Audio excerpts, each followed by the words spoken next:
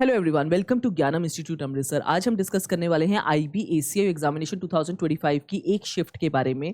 अगर हम general studies perspective में देखें तो 60 to 70% क्वेश्चन इसमें अटेम्प्टेबल हैं और इजी टू मॉडरेट कैटेगरी के हैं।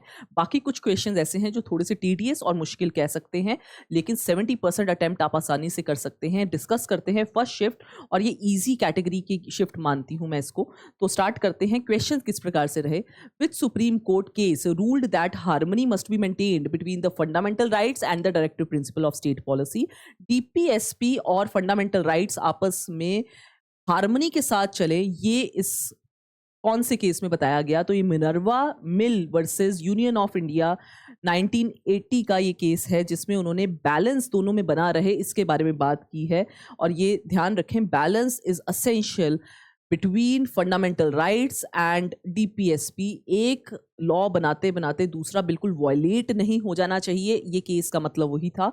नेक्स्ट देखते हैं।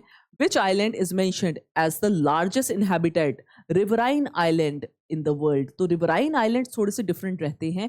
वैसे मैक्सिमम आइलैंड्स तो सी के अंदर रहते हैं, लेकिन रिवर की वजह से एक आइलैंड बना है और वर्ल्ड का लार्जेस्ट इनहैबिटेड भी है, वहाँ लोग भी रहते हैं, मौजूली है। और ये असम के अंदर यानी हमारी कंट्री के अंदर वर्ल्ड के लार्जेस्ट रिवराइन आइलैंड्स जो हैं वो बने हुए हैं। ये रिवर ब्रह्मपुत्रा रिवर की वजह से ये आइलैंड्स बने हैं। ब्रह्मपुत्रा रिवर जब एक जगह पे डाइवर्ट हो जाती है एक चैनल के बीच और ब्रह्मपुत्रा का मेन चैनल के बीच में आइलैंड्स बनते हैं, उसको मौजूली आइलैंड्स कहा जाता है असम के अंदर।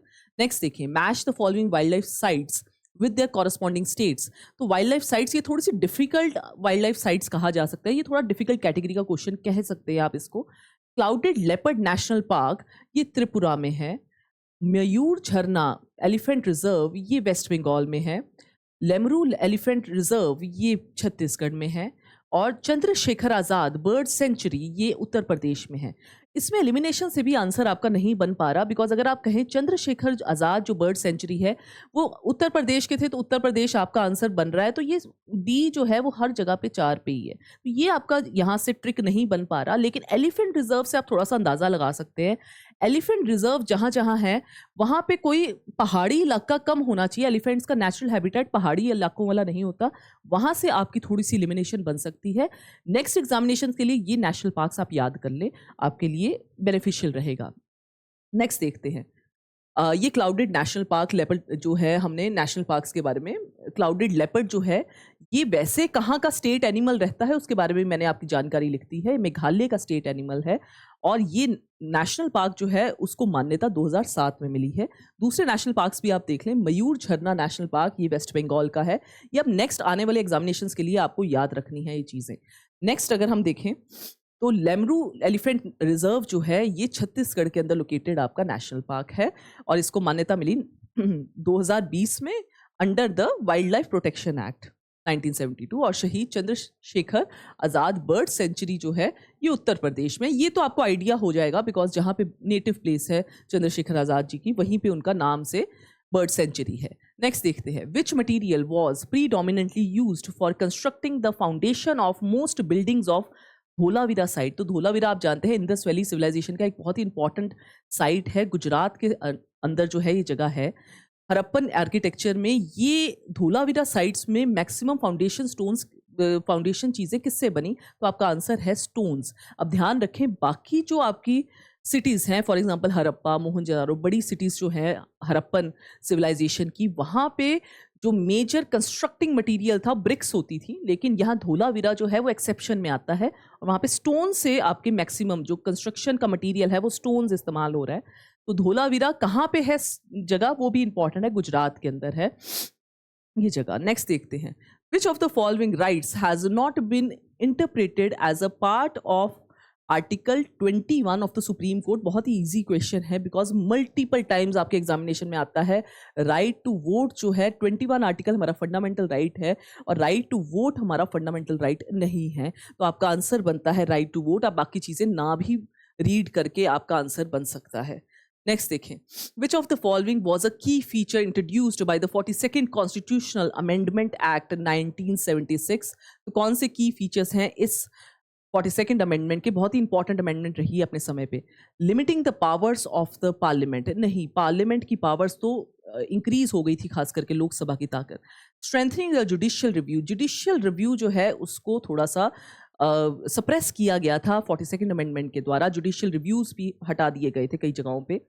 Insertion of the word socialist, secular as well as integrity, yes, ये आंसर आपका करेक्ट हो जाएगा। 42nd अमेंडमेंट के द्वारा socialist as well as secular word add किया गया, प्लस इंटेग्रिटी वर्ड भी ऐड किया गया था प्रीएम्बल के अंदर। तो फाइनली आपका ये भी गलत है, डीपीएसपी की डिलीशन नहीं हो रखी। तो ये आपका क्वेश्चन नेक्स्ट जो बनता है, what is the folk dance of the north east state of Mizoram called. तो ये आपको कुछ याद करनी है चीजें। मिजोरम का एक इंपॉर्टेंट फोक डांस है दैट इज चिराओ। तो ये आपको फोक डांसेस के अंदर आपको ये याद रखना है, मिजोरम का डांस।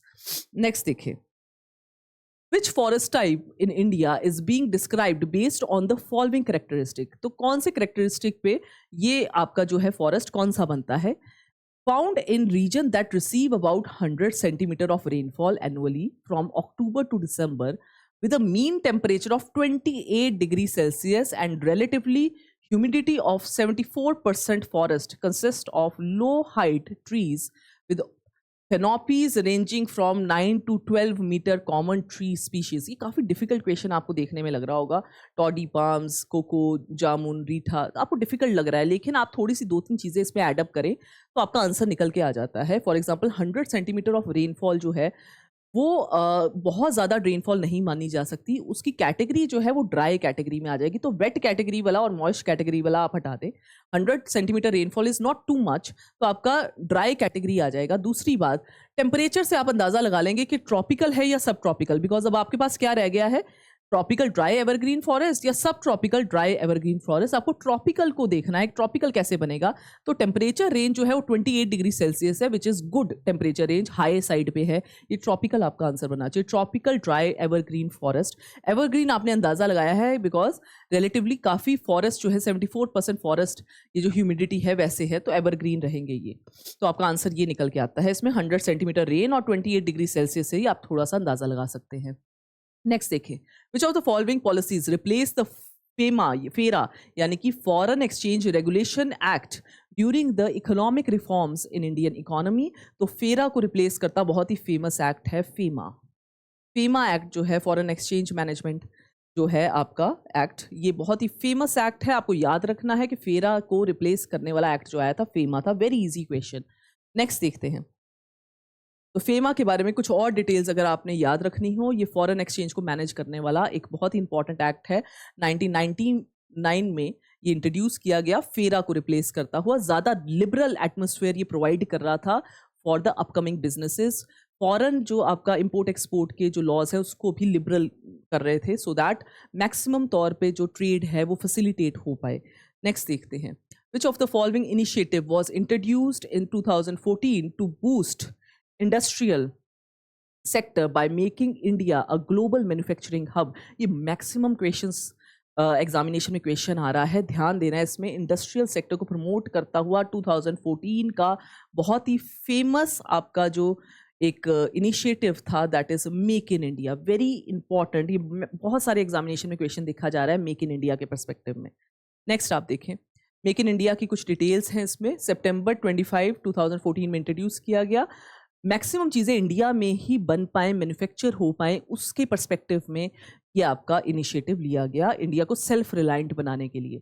नेक्स्ट देखें, the coastal stretch of eastern coastal plains located between the Mahanadi and Krishna river is refer to as. Mahanadi और कृष्णा रिवर के इन बिटवीन जो स्ट्रेच है वो कौन सा है। तो महानदी कृष्णा रिवर्स आपको पता है ईस्टवर्ड फ्लोइंग रिवर्स हैं, और उसके बीच का स्ट्रेच जो है वो आपका नर्दर्न सिरकार्स का है। ध्यान रखना, मालाबार तो आपका वेस्टर्न कोस्ट है तो गलत हो जाएगा। कोरोमंडल जो है ये साउथ साइड पे पड़ जाता है, ईस्ट साइड पे, तो गलत है। और कोंकण जो है ये भी आपका वेस्ट साइड की कोस्ट है। आपका आंसर बनता है नर्दर्न सिरकार्स। नर्दर्न सिरकार्स ये जगह जो है महानदी और कृष्णा के इन बिटवीन है। नेक्स्ट देखें, which strategic disinvestment in the aviation sector marked a significant move in the Indian government privatisation efforts in 21st century. तो कह रहे एविएशन में प्राइवेटाइजेशन आपको कब देखने को मिली 21st सेंचुरी में। तो एक बहुत ही इंपॉर्टेंट इवेंट हुआ था, that is sale of Air India to Tata group. ये जब एक्ट हुआ था, ये एक प्राइवेटाइजेशन का एक प्रतीक है और 21st सेंचुरी में हुआ है, तो इसलिए आपका आंसर ये बनता है इसके अंदर। ये ईयर है आपका जब इसको किया गया, 2022 में इसको किया गया है, वेरी इंपॉर्टेंट। नेक्स्ट देखें, which of the following given statement is are correct regarding Arya Samaj. Arya समाज के बारे में क्या चीज करेक्ट है, तो एक बार देख लेते हैं इसमें पॉइंट्स को। It was essentially a conservative move that upheld caste based social hierarchy. तो कंजर्वेटिव नहीं, ये लिबरल मूव था। कंजर्वेटिव का मतलब होता है कि पुराने कुछ रीति रिवाज को लेके चलना है आगे, जबकि लिबरल का मतलब होता है आगे जो चीजें हमारी साइंटिफिक ग्राउंड्स पे ठीक नहीं है उनको लीव भी किया जा सकता है। Social hierarchy, upheld caste based social hierarchy, कहीं ना कहीं कुछ पार्ट ऑफ द सोसाइटी को एक्सप्लॉइट हो रहा था, तो ये तो गलत है। It is a social reform movement.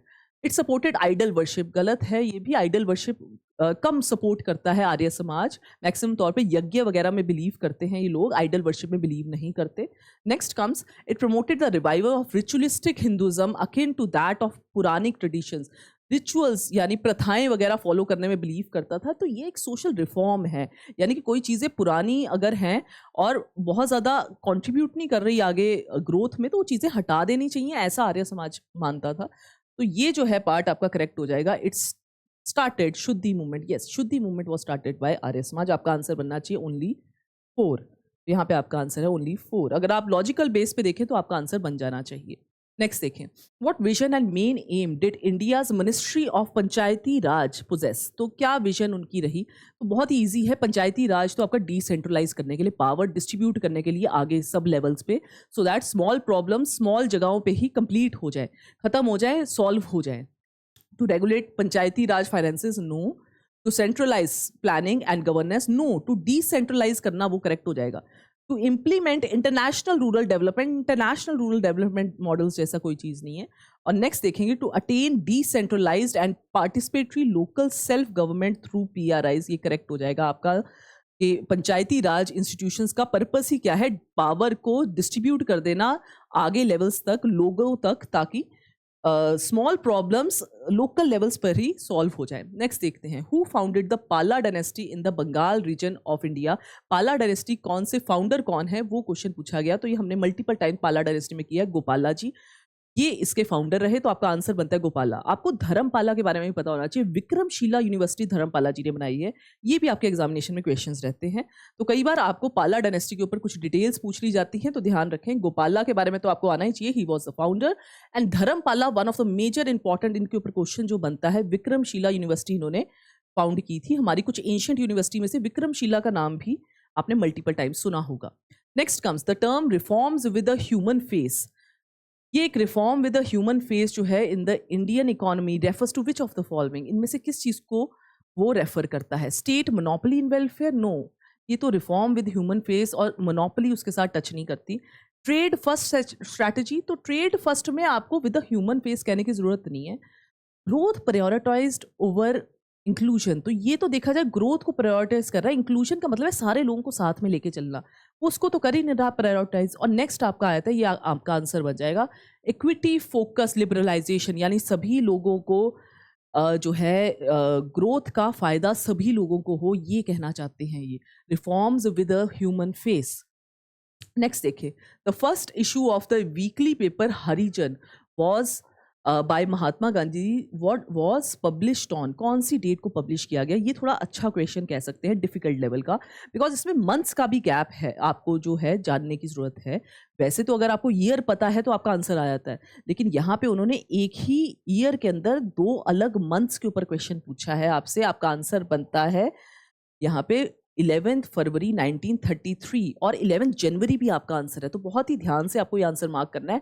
हरिजन का पहला जो पब्लिशिंग आई थी वो 11 फरवरी 1933 को आई थी। ईयर से भी सिर्फ आंसर नहीं निकल रहा, ये अच्छा आंसर क्वेश्चन कहा जा सकता है। नेक्स्ट देखें, तो आपका हरिजन का जैसे क्वेश्चन आपका बना है, दैट इज उनका पहला जो पब्लिशिंग हुई है वो 11 फरवरी को हुई है 1933 में। उसी प्रकार से आपका इंडियन ओपिनियन का भी क्वेश्चन आ सकता है, ये भी गांधी जी के द्वारा न्यूज़पेपर था जो साउथ अफ्रीका में उन्होंने पब्लिश करवाया था और इसका पहली पब्लिशिंग डेट है 4 जून 1903। इसी प्रकार से नवजीवन भी गांधी जी के द्वारा ही आपका वीकली न्यूज़पेपर था और इसकी जो डेट थी इशू की पहली डेट दैट इज सितंबर 7 1919 और यंग इंडिया जो है ये भी एक वीकली पेपर था जो कि इशू हुआ था 1919 में। यंग इंडिया की डेट पूरी स्पेसिफिक डेट नहीं मेंशन्ड आपके टेक्स्ट बुक्स में। नेक्स्ट देखते हैं, which of the following rulers was associated with the Maitraka dynasty. Maitraka dynasty के साथ कौन सा राजा कनेक्टेड है? तो ध्रुव सेना 2 राजा कनेक्टेड है। मैत्रिका डायनेस्टी से 2 से 3 राजा आपने याद करने हैं जिसमें ध्रुव सेना जरूर आपने याद करना है। तो ध्रुव सेना 2 आपके आंसर बनता है। ध्रुव सेना 2 जो है उनकी मैरिज हो जाएगी हर्षवर्धन की डॉटर के साथ, इसलिए ये क्वेश्चन इंपॉर्टेंट आपको आता है ध्रुव सेना। मैत्रिका डायनेस्टी जो है वो गुजरात का थोड़ा सा एरिया जो है वहाँ पे मैत्रिका डायनेस्टी जो है बिलोंग करती थी। वलाभी सिटी जो थी एंशियंट इंडिया की वो उसका कैपिटल थी मैत्रिका डायनेस्टी का। नेक्स्ट आपको कौन कौन से राजा इसमें आने चाहिए, इनका जो आपके राजा आपको पता होने चाहिए। एक है फाउंडर दैट इज भतरका राजा, देन कम्स विद ये सोल एक्सेप्शन जिसका है धारापाता, ये राजा आपको पता होना चाहिए। एंड ध्रुव सेना 2 राजा आपको जरूर पता होना चाहिए। ध्रुव सेना 2 जो हैं वो हर्षवर्धन के कंटेम्पररी थे, उनकी डॉटर के साथ उनकी मैरिज होती है, इसलिए आपको ये आंसर आना चाहिए।